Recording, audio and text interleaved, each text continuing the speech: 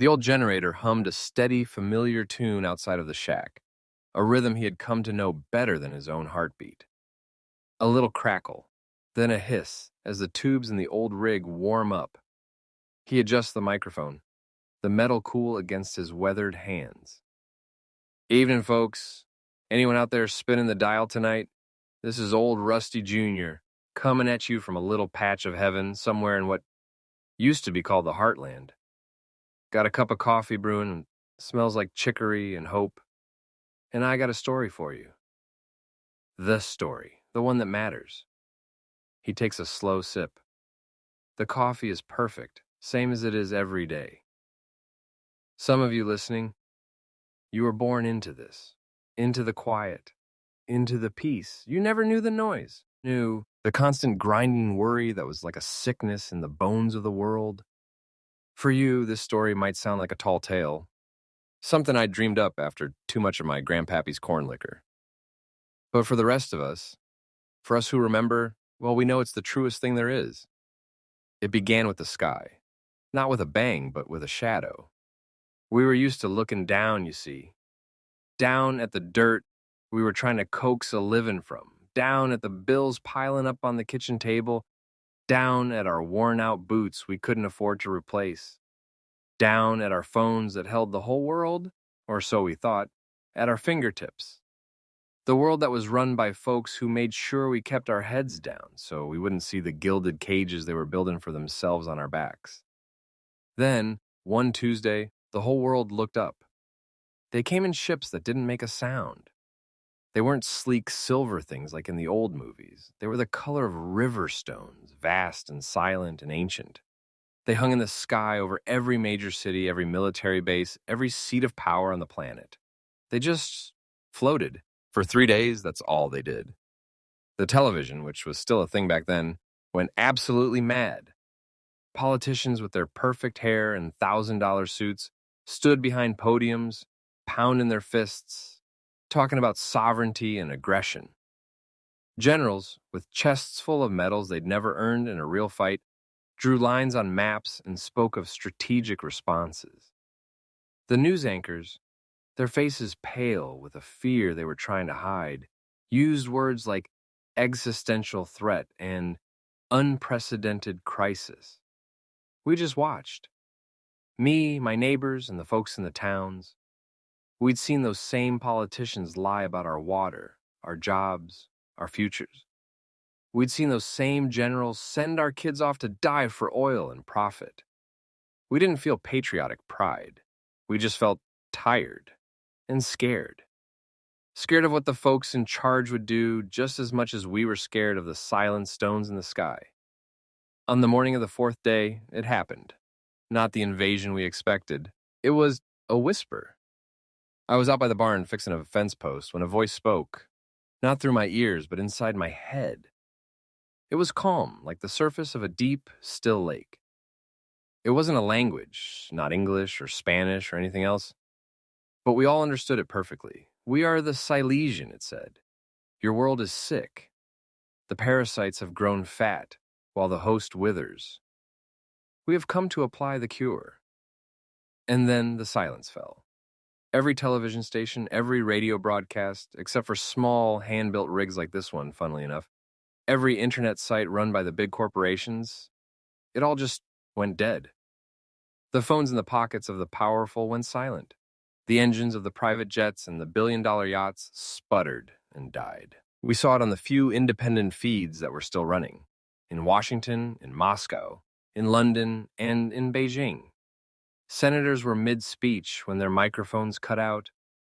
Bankers were staring at blank screens, their algorithms and stock tickers frozen in time.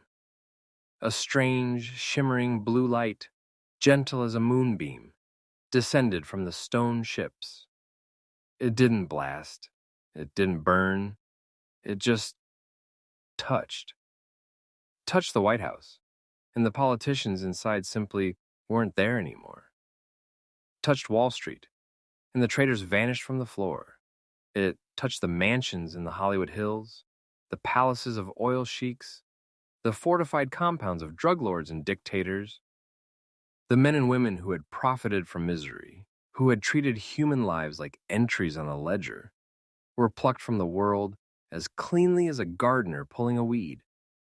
At the same time, another kind of light, a soft gold, swept across the military bases of the world.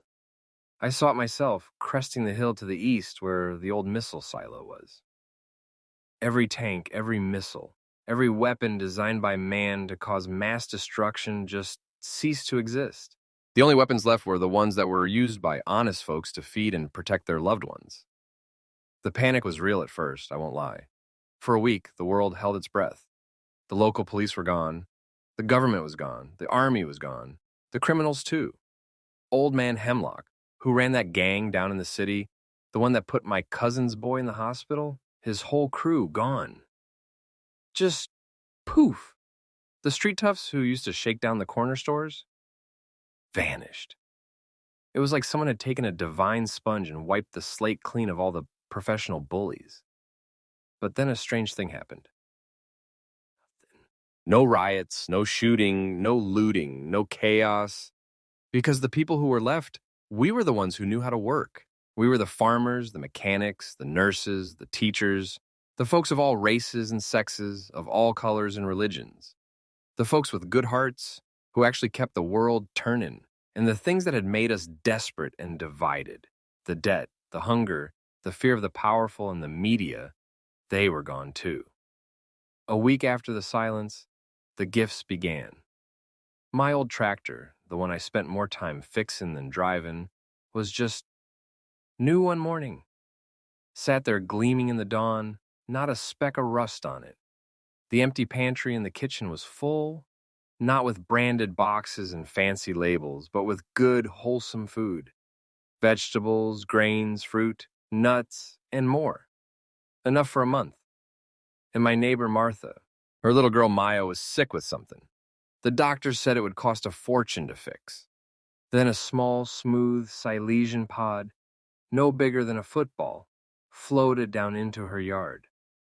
A blue light shone on the girl for a minute, and when it faded, she was laughing, healthy as a summer colt. It was the same everywhere. The slums of Mumbai were remade into clean, sturdy homes overnight. The polluted rivers of China ran clear. The deserts of Africa saw irrigation systems appear, woven from some kind of self-repairing crystal, bringing water to villages that had known only drought. The Silesians never showed themselves. They never demanded worship or tribute. They just fixed things. They dismantled the systems of greed and want. Money became useless because everything you needed was provided. Shelter, food, medicine, tools. And if you wanted to provide for yourself and refuse help, that was all right with the Silesians too. You wanted to learn something? A small data slate would appear, holding all the knowledge of the universe. You wanted to build something? The materials would be there. The work didn't stop. People didn't get lazy. That's what the rich always said would happen, wasn't it? Without the lash of poverty, no one would work. They were wrong. Once the desperation was gone, we started working for joy, for purpose, for each other. I kept farming. I love the feel of the soil in my hands. But now I don't grow crops to sell to some faceless corporation for a pittance. I grow food for my community. The baker down the road, he bakes bread not to make rent, but because he loves the smell of fresh yeast and the smiles on people's faces when they take the first bite. The artist paints, the musician plays, the teacher teaches, not for a paycheck, but for the love of it. We were all given a choice. The Silesians, in that same calm voice inside our heads, asked each of us what our purpose was, what we wanted to contribute. Most folks just kept on doing what they did best, but some found new callings. They came to me about a year after the Great Change, a small, smooth pod, just like the one that healed Martha's girl, floated into my living room. The voice spoke to me. "Rusty Jr.," it said. "Your people have a short memory. The comfort of the present can erase the pain of the past. Without the memory of the sickness, The cure has no meaning. Someone must remember. Someone must tell the story, and I knew right then what my job was. I had always been a tinkerer, always loved old radios. I told them I'd need the parts. I'd need a way to send the signal out, strong and clear. The voice was pleased. The tools will be provided. Your designation is the storyteller. Tell them what was, tell them what is, and tell them what can be. I look around this little shack now. It ain't fancy, but it's solid. The walls are insulated with some kind of Silesian fiber that keeps it warm in the winter and cool in the summer. This microphone, this transmitter, all the wires and tubes, they're perfect. They never break down. My coffee cup is always full. The generator out back runs on a fuel cell that will last longer than I will. It's all a gift, all of it, so that I can sit here, night after night, and send this story out into the quiet, to remind us all where we came from. They weren't conquerors. They were liberators. They didn't come to rule us. They came to free us from ourselves. From the worst parts of ourselves. What happened to the ones they took? I don't know for sure. The voice said they were placed in humane reflection where they could not harm anyone ever again. A prison without bars. A chance to understand the pain they caused. Maybe that's true. I hope it is. All I know is the world is better for their absence. So, if you're out there, youngin', and you're listening to this, and you've never known a day of hunger or a night of fear, that's good. That's the point. But remember the story. Remember there was a time when the world was sick, and it took visitors from the stars to finally give us the cure. They trusted us with the peace. It's our job to live in it, to be worthy of it. The generator hummed its steady tune as the moon rose over the fields. The coffee was still warm, so Rusty poured himself one last cup. This is old Rusty Jr., the storyteller. Signing off for the night. Sleep well, folks, and be kind to each other. The sky is clear.